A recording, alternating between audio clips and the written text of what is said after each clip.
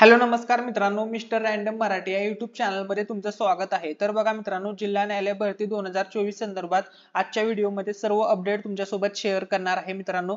आणि आजच्या व्हिडिओमध्ये सांगणार आहे की तुमची सेकंड आन्सर की संदर्भात काय अपडेट आहे, सेकंड आन्सर की कधी येईल जिल्हा न्यायालय भरतीची। त्याच्यानंतर जरी तुम्हाला पेपर नॉर्मलायझेशन कमी गुण असतील तरी घाबरायचं कारण नाहीये, तुमचं नॉर्मलायझेशन मध्ये किती मार्क वाढू शकतात याच्याविषयी सुद्धा सर्व अपडेट आजच्या व्हिडिओमध्ये शेअर करणार आहे। जर चॅनलवरती मित्रांनो नवीन असाल तर व्हिडिओला लाईक, शेअर आणि सबस्क्राइब करायला विसरू नका। चला तर मित्रांनो, आता आपण सेकंड आन्सर की बद्दल अपडेट पाहूया। तर सर्वात पहिल्यांदा बघा मित्रांनो, तुमची सेकंड रिस्पॉन्स शीट कधी येणार आहे। तर बघा, सेकंड स्टेनोग्राफर पदाचे इंटरव्ह्यू 30 जुलै पर्यंत होणार आहेत। ठीक आहे, त्यामुळे दुसरी उत्तर पत्रिका ऑगस्ट महिन्याच्या पहिल्या आठवड्यात येण्याची शक्यता आहे। कारण की आता 30 तारखेपर्यंत मित्रांनो कोणती अपडेट येणार नाही। तुमच्या ज्या नवीन अपडेट्स यायला सुरुवात होणार आहे जिल्हा न्यायालय भरतीची, ती ऑगस्ट महिन्यापासून सुरुवात होणार, म्हणजे 1 ऑगस्ट पासून सरासरी सुरुवात होणार आहे। आणि त्यावेळेसच तुमची दुसरी उत्तरपत्रिका येण्याचे खूप जास्त प्रमाणामध्ये चान्सेस आहेत। आता महत्त्वाचा मुद्दा, जर बिफोर नॉर्मलायझेशन कमी मार्क असतील तर तुमचं सिलेक्शन होण्याची शक्यता आहे। तर हे कशामुळे म्हणतोय, कोणत्या कारणामुळे संधी आहे, हे आजच्या व्हिडिओमध्ये मी तुम्हाला समजून सांगणार आहे। तर बघू शकता, जर आपण विचार केला तर या भरतीमध्ये जवळपास जागा किती आहेत, किती जागांसाठी ही भरती होत आहे। तर बघा मित्रांनो, जागा जवळपास 5700 प्लस आहेत। आणि याच्यामध्ये मित्रांनो जवळपास 7 पट विद्यार्थी घेतले जाणार आहेत। म्हणजेच मित्रांनो जवळपास 5700 गुणिले जर आपण 7 केलं तर सरासरी मित्रांनो 40,000 जणांची निवड होणार आहे या भरतीमध्ये। सर्व प्रोसेस होण्यासाठी मित्रांनो तुम्हाला माहित आहे कालावधी जाणार आहे अजून भरपूर, कारण की पाठीमागे भरतीवरती स्टे वगैरे आल्यामुळे थोडं प्रोसेस मध्ये लेट होत आहे। ठीक आहे, त्याच्यानंतर बघा, आता पहिली उत्तरपत्रिका तुमची भरपूर दिवसापूर्वी आलेली आहे, खूप जास्त महिने झालेले आहेत। त्यानंतर आता तुमची दुसरी उत्तरपत्रिका येणार आहे, त्यानंतर मग नॉर्मलायझेशन होणार, त्यानंतर मग तुमचा फायनल लेखीचा निकाल लागणार आणि त्यानंतर मग तुमची टायपिंग टेस्ट असेल, स्वच्छता चाचणी असेल, या सर्व मित्रांनो पुढच्या प्रोसेस आहेत। त्याच्यानंतर बघा, नॉर्मलायझेशन होणार आहे। नॉर्मलायझेशनचा फॉर्म्युला वापर करून सर्व शिफ्टच्या पेपरचा एक ऍव्हरेज काढला जाणार आहे। त्यानंतर बघा मित्रांनो, तुमची शिफ्ट कशी असते ते बघा।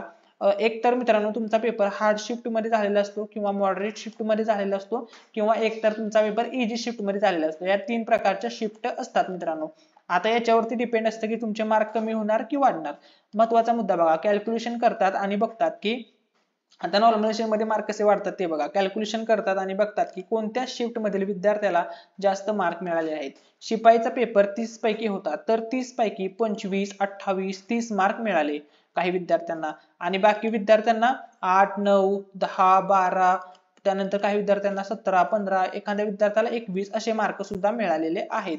ठीक आहे, त्याच्यानंतर बघा, बाकी सगळे विद्यार्थी 8, 9, 10 वरती आहेत, त्यांना हार्डशिप समजली जाते, कारण त्यांना मार्क कमी मिळाले आहे। जास्तीत जास्त मार्क घेत आहेत त्या शिफ्टला सगळ्यांना जास्त कसे काय मिळतील, कारण ती शिफ्ट कशी असेल मित्रांनो, तर सोपी असेल, म्हणून त्या शिफ्टला सगळ्यात जास्त मार्क, सर्वच विद्यार्थ्यांना जास्त मार्क मिळालेले असू शकतात। ठीक आहे, त्यानंतर बघा, सर्व शिफ्टचा डेटा घेऊन नॉर्मलायझेशन केलं जातं। फॉर्म्युला तुम्हाला माहित आहे, तो फॉर्म्युलाचा यूज केला जातो। आता ज्यांचा मॉडरेट लेवलचा पेपर आहे, म्हणजे ते कमी मध्ये पण नाहीत आणि जास्त मध्ये पण नाहीत, त्यांच्या मार्क मध्ये जास्त बदल होणार नाही। झाले तर आता हे मॉडरेट मध्ये असणाऱ्यांचे बघा, झाले तर 1 पॉइंटने कमी होईल, किंवा एकतर मार्क 1 कमी होईल, किंवा एकतर मार्क वाढेल, त्यामुळे त्यांना जास्त काही फरक पडणार नाही। आता त्याच्यानंतर महत्त्वाचा मुद्दा, मग आता कोणाला फरक पडेल ते बघा। मग आता तुम्हाला जर कमी मार्क मिळाले तर त्यांच्या तुलनेमध्ये तुमची शिफ्ट अवघड होती, तुमची शिफ्ट हार्ड कन्सिडर केलेली आहे। म्हणजे याचा अर्थ असा आहे की म्हणजे तुम्हाला कमी मार्क मिळाले, मग कमी मार्क मिळाले की गुण कसे मिळतील मित्रांनो, तर तुमचे गुण त्यांच्या फॉर्म्युलानुसार ऑटोमॅटिकली वाढवले जातील। म्हणजे तुम्हाला जर आता सध्या बिफोर नॉर्मलायझेशन जर 6-7 मार्क असतील तर त्यांची शक्यता आहे की 11-12 होतील। ठीक आहे, त्यानंतर बघा, जर तुम्हाला सध्या 10 मार्क असतील तर शक्यता आहे की तुमचे 15 होतील, किंवा 16 मार्क सुद्धा होतील। आणि जर तुम्हाला आत्ताच जास्त पडले असतील तर शक्यता आहे की तुमची शिफ्ट सोपी असू शकते। तुमची शिफ्ट जर सोपी कन्सिडर झालेली असेल तर तुम्हाला जर तर आता ऑलरेडी 30 पैकी 27-28 गुण मिळाले असतील तर शक्यता आहे की तुमचे मार्क 19-20 वर पण येऊ शकतात। जास्त फरक पडणार नाही, कारण हा 100 मार्काचा किंवा 200 मार्काचा पेपर नाही। वाढून मित्रांनो 5 ते 6 मार्क वाढतील, किंवा 5 ते 6 मार्क कमी होतील, एवढंच होणार आहे नॉर्मलायझेशन मध्ये। खूप मोठा फरक होणार नाही नॉर्मलायझेशन मध्ये, एकतर 5-6 मार्क वाढतील किंवा कमी होतील।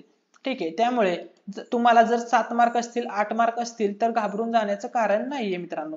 तुम्ही सुद्धा कट ऑफ मध्ये बसू शकता, कारण तुमचे 8 मार्क वरून 13 मार्क सुद्धा होऊ शकतात आणि तुम्ही सुद्धा बसू शकता. हे शिपाई पदासाठी सांगितलेलं आहे मित्रांनो. आणि तुम्हाला जर ऑलरेडी 23 मार्क 25 मार्क असतील तरी पण घाबरायची गरज नाही, काही गरज नाही, कारण कदाचित तुमची शिफ्ट जरी सोपी असली तरी येऊन येऊन तुम्ही 18 वरती येचाल किंवा 20 वरती येचाल आणि तुम्ही सुद्धा बसून जाचाल.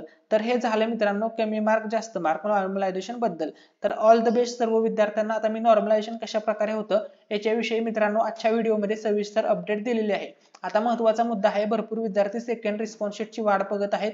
तर बघा मित्रांनो, आजच्या व्हिडिओमध्ये मी डाऊट क्लिअर केला आहे की सेकंड रिस्पॉन्स शीट कधीपर्यंत येऊ शकते, कोणत्या कालावधीमध्ये येऊ शकते, याच्याविषयी सर्व अपडेट दिलेले आहे. तर बघा, ऑगस्ट महिन्याच्या पहिल्या आठवड्यामध्ये सेकंड रिस्पॉन्स शीट येण्याची पूर्णपणे शक्यता आहे. Thanks for watching.